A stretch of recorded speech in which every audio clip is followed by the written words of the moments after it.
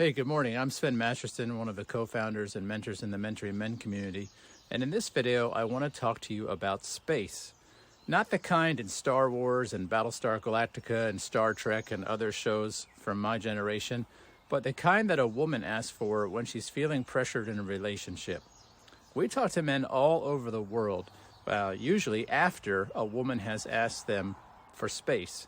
She's possibly said something along the lines of that she needs to figure herself out, maybe that she loves him but is not in love with him. She might be considering leaving the relationship. She might be having an affair, unfortunately. There could be a lot of conditions that surround a woman asking a man for space, and how a man responds to that is critically important.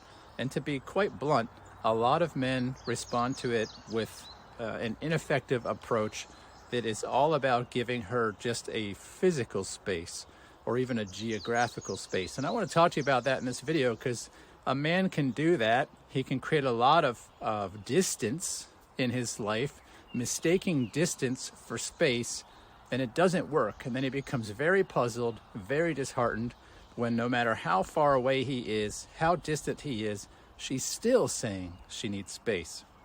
I like to joke around that, we're really close to getting to Mars, to traveling to Mars, on ships. And I bet you when we do, there'll be an astronaut who's got kind of a disillusioned marriage, who gets on one of those ships, flies to Mars, calls home on some sort of space phone, and his wife says, "I can't talk right now. I just need space."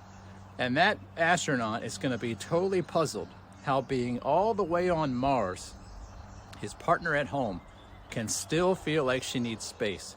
What is it? How much space is enough space for a woman who needs space? That almost sounds like the how many chucks could a woodchuck chuck thing, doesn't it? Okay, so what is it about this? What's going on here with this space thing? Well, a lot of men mistake this space thing, like I said, as distance. And so the common response a man has is he becomes cold, he becomes aloof, he finds something to do, he goes out, maybe gets a hobby, he might start hanging out with his buddies, going to the gym, and he is just not interacting with the woman.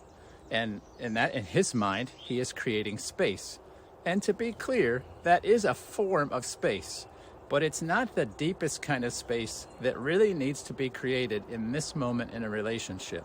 That's a different kind of space, and that's what I want to talk to you about in this video, because that's what most people miss. It's what a lot of men's work misses.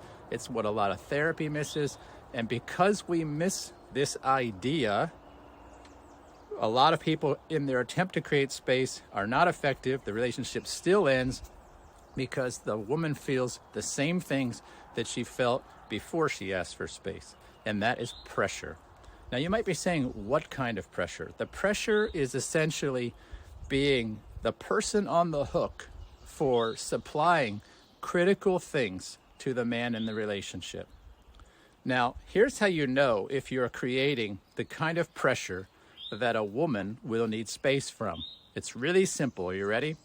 If you have questions that you're waiting for her to answer, you're creating too much pressure in the relationship. Let me say that again.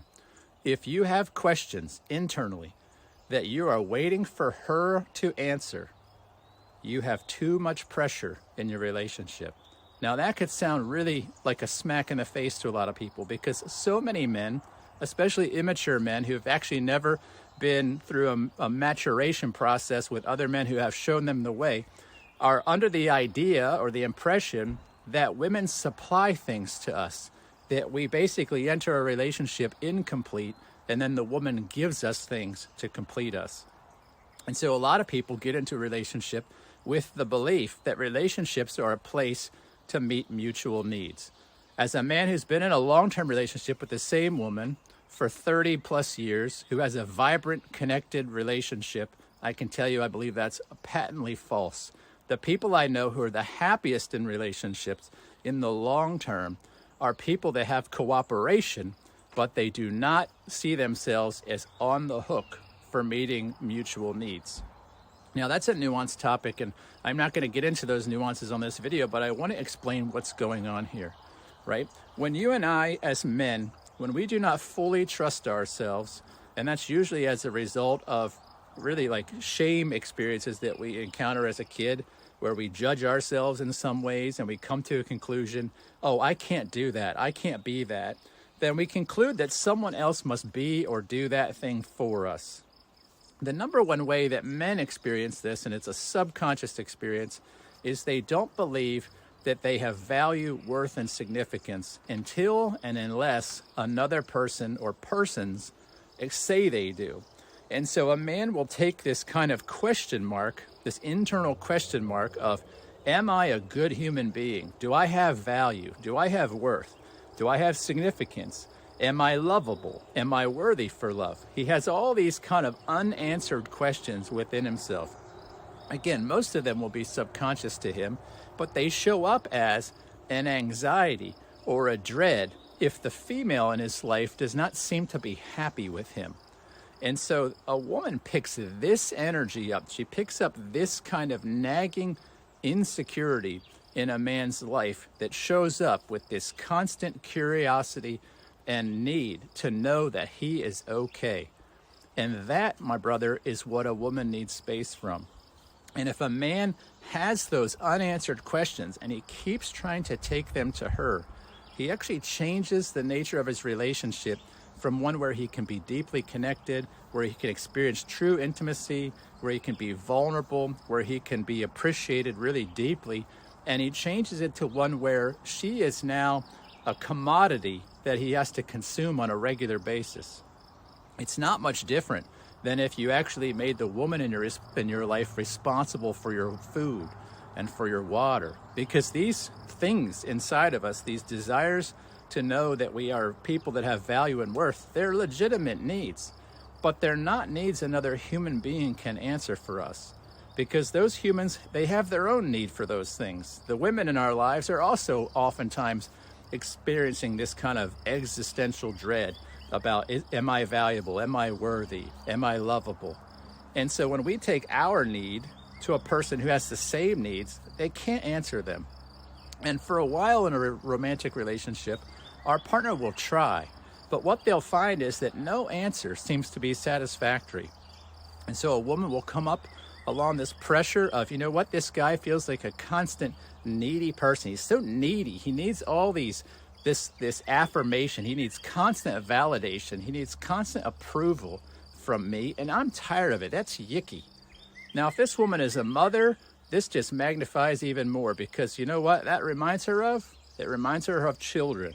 And so a woman is feeling this icky feeling of having to be on the hook for providing the needs for the man alongside of the children. He feels just like one of the kids. She loses her romantic attraction. She loses her sexual attraction. And that's typically when she'll say, I need space. I feel like my whole life is just people nibbling on me with need, right? It's like a pack of ducks just sitting there, nibble, nibble, nibble, nibble, nibble, right? And it's not a sexy energy for a woman, and it's not a sexy energy for a man. Now, you might be thinking, hey, that's not fair. I have these needs. Yes, I'm not negating that you have needs, but those needs are not meant to be met in a romantic partner. And lots of people believe they are. Lots of people try, and they'll all generally end up in the same place with a broken relationship that's going nowhere but the gutter. And until and unless a man actually addresses this neediness, it usually will stay there. It'll usually end. They're usually split. One or both of them have hard feelings. They might move on to other partners, rinse and repeat. And I'll oftentimes talk to men who've done this 2 or 3 times. They're now approaching 60, 70, 80 years old. They've been in 2 or 3 marriages, and they haven't figured this out yet, why they are just perpetually unhappy. And the woman in their life just kind of keeps on dissolving in her willingness and ability to be romantic. And a man can't figure this out. And brother, this is what's going on. It's a man that has not figured out how to self-source his sense of value and worth and significance. He does not know internally with security that he is valuable, that he is worthy for love. And so he keeps on asking for the woman in his life to answer this question. It reminds me of an old song. I can't remember the totality of this song because I was a little kid when this song was on the radio, but I think the maybe it was a Dolly Parton song or something. It was looking for love in all the wrong places, right?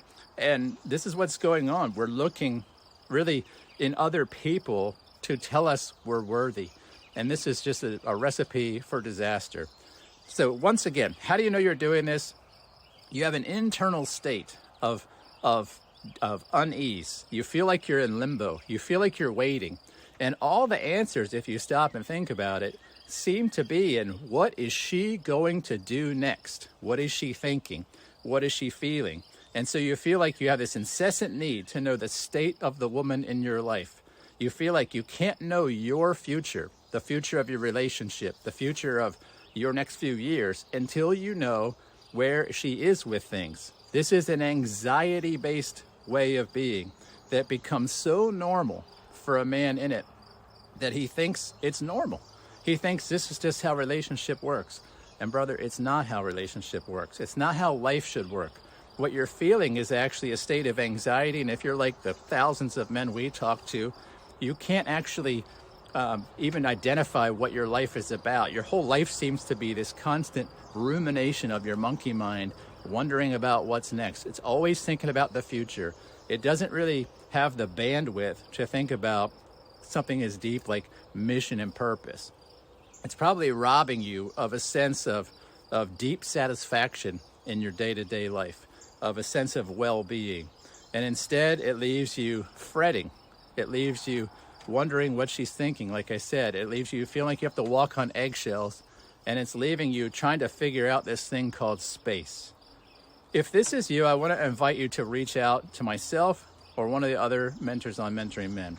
We are experts in helping men navigate the internal and the external experience of creating space. We can help you not just with the tactical stuff that everybody else talks about, but the more important internal landscape of what is causing those internal questions, and more importantly, how to put them to bed, how to stop wondering what comes next and seeing that answer as being in a romantic partner. Because the truth is, you can answer all your own questions, but nobody ever showed you how. No other older man, no other wiser man who's gone before you has ever told you, son, look, this is how it works. You're actually the answer to every question you have.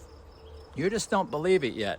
And you don't believe it yet because you have this thing we call shame, sometimes guilt. It's not necessarily an awareness we have emotionally, but it's deeply ingrained beliefs that I'm not qualified for my own trust, my own respect, my own appreciation, my own admiration, and my own sense of value, worth, and significance. And that is a resolvable problem in a man's life. And so we have mentoring programs that show men how to repair and restore those parts of himself to get to a place where he can look in the mirror, like who he sees, trust who he sees, and stop needing to ask another person if he's okay. And what we find, and this is the beautiful thing about it, is that in about 8.5 to 9 times out of 10, if a man will do that, if he will put that anxiety to bed about his value and worth, and he'll stop asking the question of the woman in his life because he's answering it himself, this beautiful thing happens. It tends to bring the person in his life who wanted space right back to him, because she's finally free to do so as a woman who's no longer on the hook to answer these unanswerable questions that he's had. And when they're no longer unanswered, but they're answered within him, he can finally be at peace, she can finally be at peace, and they can move forward into the better stages of a relationship where each partner deeply accepts themselves and one another, and they can move forward into a shared mission and purpose, deep connection, deep intimacy, and that's when the good stuff happens. The stuff you've probably been waiting for your whole life, that you've long since given up hope can happen in a long-term relationship. And that's what I'd like to talk to you about. You can get that conversation started by scrolling down, looking in the description. You'll see links to set up a call, a complimentary session with myself or one of the other mentors in our community. This is a no BS, no sales pitch session. We're just talking to you about what we talk to you about, which is these things. We'll give you a follow-up email afterward. We'll just show you like how you can work with us further if you want. But again, it's not a sales pitch. It's our effort to get to know men in this spot, share what we know works, and send them on their way. And if they never contact us again, that's okay with us. You can start that conversation with that link below. I hope to talk to you myself or with one of our mentors on the other side of this camera soon. And with that, I wish you a good day. Take care.